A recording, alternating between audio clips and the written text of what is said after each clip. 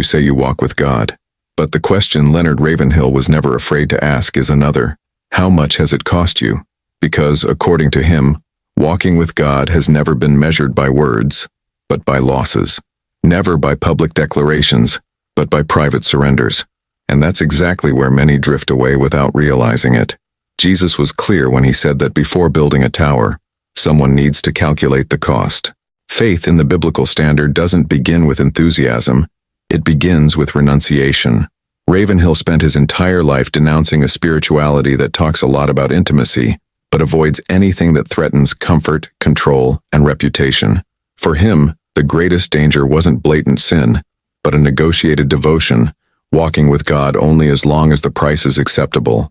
The discomfort of this message is still relevant because it touches on a silent wound. Many want God but don't want to be transformed. They want direction, but not submission. They want presence, but not obedience. They want to walk with God without leaving anything behind. And that, according to Ravenhill, has never been true walking with God. The title of this video is not an accusation. It's a mirror. Because walking with God doesn't require theatrical suffering, but something much more difficult. Relinquishing the right to control one's own life. It requires silence when the ego wants applause. It requires faithfulness when no one is watching. It requires remaining when it would be easier to negotiate, soften, or adapt. Throughout this video, we will expose the price Ravenhill paid, emotional, relational, and spiritual, and why most admire his courage but are unwilling to follow in his footsteps. And the question that remains before we move forward is simple and disturbing. What exactly have you not yet surrendered, and why does it remain untouchable in your faith? There is a silent conflict that Leonard Ravenhill exposed like few others. A sincere desire for God coexisting in the same heart with a deep attachment to comfort. It's not open hypocrisy, it's internal tension. It's wanting intimacy with God, but resisting everything that threatens emotional stability, predictable routine, and a sense of control. This conflict is rarely confessed because it doesn't seem like sin. It seems only like prudence, balance, common sense. Ravenhill understood that the greatest obstacle to spiritual life was not explicit rebellion, but protected comfort. People who pray, read the Bible, attend church, but organize their lives so that they are never truly confronted. The desire for God exists, but only to the point where he doesn't interfere in sensitive areas. Time, status, habits, personal plans. Devotion remains alive, as long as it doesn't cost anything essential. The common mistake is confusing feeling God with being formed by God. Spiritual emotion can coexist with inner stagnation. Ravenhill denounced a faith that seeks experiences, but avoids profound transformation. Because true spiritual formation always confronts comfort zones. It exposes fears, dismantles false identities, and demands choices that don't garner applause.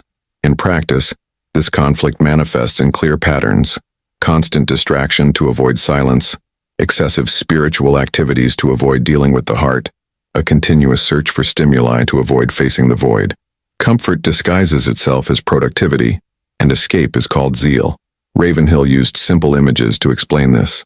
He said that many want the warmth of the fire, but don't get close enough to feel the burning. They want the benefits of God's presence, but not the closeness that burns away illusions.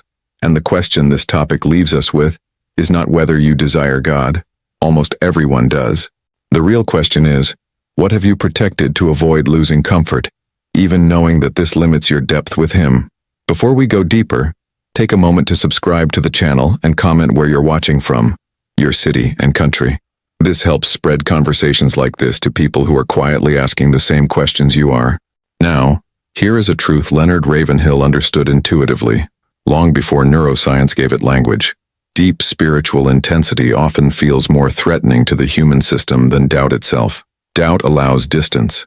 Intensity demands proximity. And proximity to God threatens the structures we've built to keep our inner life predictable. Many people assume resistance to God comes from unbelief, but more often, resistance comes from fear. Not fear of punishment, but fear of inner collapse. Genuine surrender doesn't just change behavior. It reorganizes identity. It asks questions the nervous system interprets as danger. Who am I without control? What happens if my self-image dissolves? What if God leads me where I cannot manage outcomes? From a neuro-emotional perspective, deep conviction activates threat responses similar to loss of status, loss of belonging, or loss of self-definition. That's why people can sit comfortably with theological doubt for years, but recoil when prayer becomes too honest, too quiet, too penetrating. Doubt keeps the self intact. Intensity puts it at risk. Ravenhill confronted this directly. He knew many believers weren't shallow, they were guarded. They avoided depth not because they didn't love God, but because love at that level dismantles defenses. It exposes motives. It removes spiritual cosmetics. The irony is striking. People fear being undone by God, yet remain comfortable with being divided within themselves. Intensity feels dangerous because it threatens fragmentation. It pulls the whole self into alignment, and alignment is painful before it becomes peaceful. The practice Ravenhill modeled was simple but costly, staying present with discomfort instead of escaping it, not rushing to spiritual language, not numbing with activity, not softening conviction with explanation, just remaining there, breathing, listening, yielding. He believed that what feels like threat is often the doorway to coherence, like a muscle aching not from injury, but because it's finally being used. The soul resists intensity right before it grows strong. And this raises the quiet question for every listener. Are you avoiding doubt? Or are you avoiding the kind of depth that would actually change you? Leonard Ravenhill paid a price that rarely appears in quotes, sermons, or highlight reels. Isolation. Not the romantic solitude of retreat, but the slow, grinding loneliness that comes from refusing to soften truth in order to be accepted. While many admired his words, few were willing to share the weight that produced them. The core wound here is simple and severe. When a person consistently speaks what others would rather avoid, belonging becomes conditional.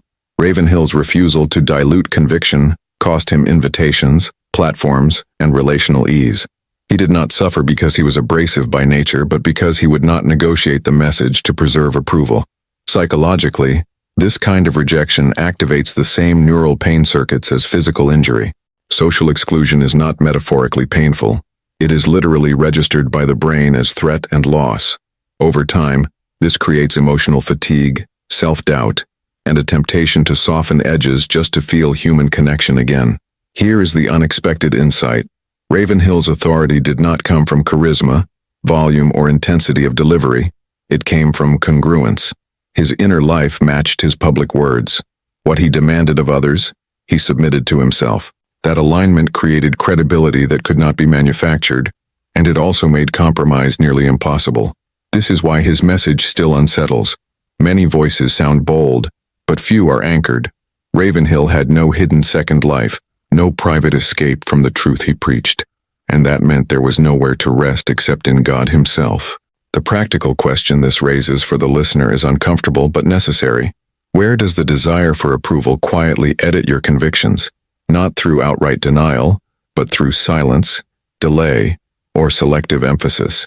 Ravenhill believed that every time truth is adjusted for acceptance, spiritual authority leaks away. He lived like a compass in a crowd, walking the opposite direction. A compass does not argue. It does not shout. It simply remains true, and that quiet faithfulness exposes everything around it. The price he paid was real, but so was the clarity it produced. One of the most dangerous costs in spiritual life is not open rebellion, but performance. Leonard Ravenhill confronted this relentlessly. He saw that many people appeared devoted on the outside while remaining deeply divided on the inside. The tragedy is not hypocrisy alone, but self-deception, believing that spiritual language equals spiritual alignment. The starting tension here is subtle. Outward devotion can mask inward fragmentation. People pray, fast, preach, and serve, yet remain untouched in the places where control, fear, and pride live. Ravenhill warned that activity can become a substitute for obedience, and visibility can replace vulnerability. The distorted belief is this: if I sound spiritual, I must be growing spiritually. But transformation does not begin with words. It begins with surrender. Ravenhill understood that God is far less impressed by correct theology than by a yielded will. A divided heart can speak fluently about God while resisting him internally. The revelation Ravenhill exposed is sharp. God is not primarily confronting obvious sin. He is confronting divided allegiance. The heart that wants God's presence but not his interference. The soul that wants intimacy without interruption. This is why performance feels safer than transformation. Performance keeps control intact. Practically, This means slowing down spiritual practices rather than intensifying them. Ravenhill believed hurried prayer often hides resistance. When prayer is slowed, discomfort surfaces, boredom, irritation, the urge to control outcomes. These are not failures. They are signals. They reveal where the self is still negotiating terms with God. The everyday application is simple but costly. Remain present when prayer becomes uncomfortable, instead of escaping into activity, noise, or religious productivity. Let silence expose motives. Let resistance speak. Transformation begins where performance can no longer protect the ego. The metaphor is clear: polishing a mirror while ignoring the cracks behind the glass. The reflection may look clean, but the structure is still broken. Ravenhill's life insists on this truth. God is not after better appearances, but undivided hearts. The deepest fear beneath genuine faith is not suffering. It is the loss of self-authored identity. Leonard Ravenhill understood that walking with God is not a moment of enthusiasm, but a long obedience that slowly dismantles who we thought we needed to be. This is why many begin the journey but quietly resist its later demands. The hidden cost is repetition without applause. Over time, God does not ask for louder prayers or greater visibility. He asks for consistency when nothing seems to change. The soul begins to realize that intimacy with God reshapes desire itself, not instantly but gradually, often uncomfortably. What once felt optional becomes necessary. What once felt safe becomes shallow. From a neuroscience perspective, lasting transformation does not occur through emotional peaks, but through repeated surrender. The brain rewires itself through consistency, not intensity. Each small act of obedience, especially when unnoticed, weakens old patterns of self-protection and strengthens alignment between conviction and behavior.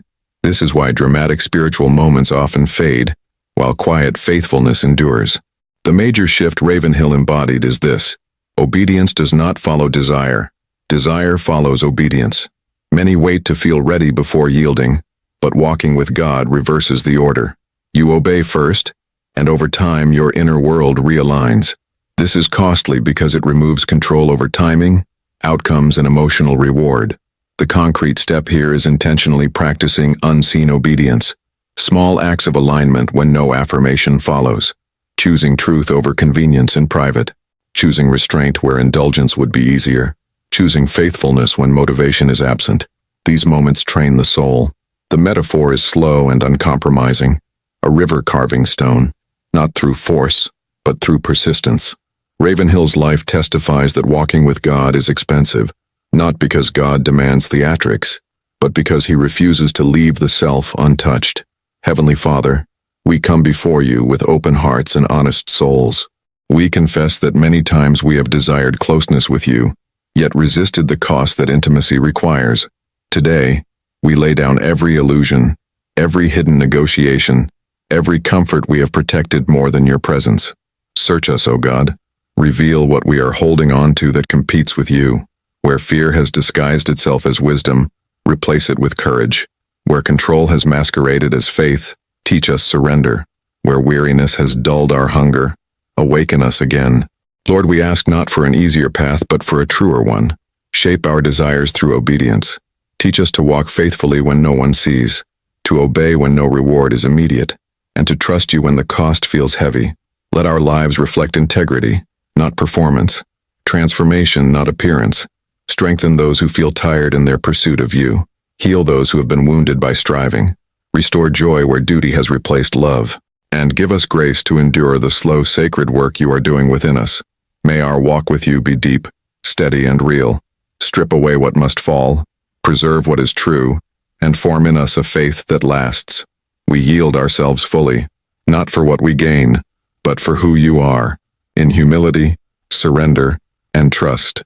Amen.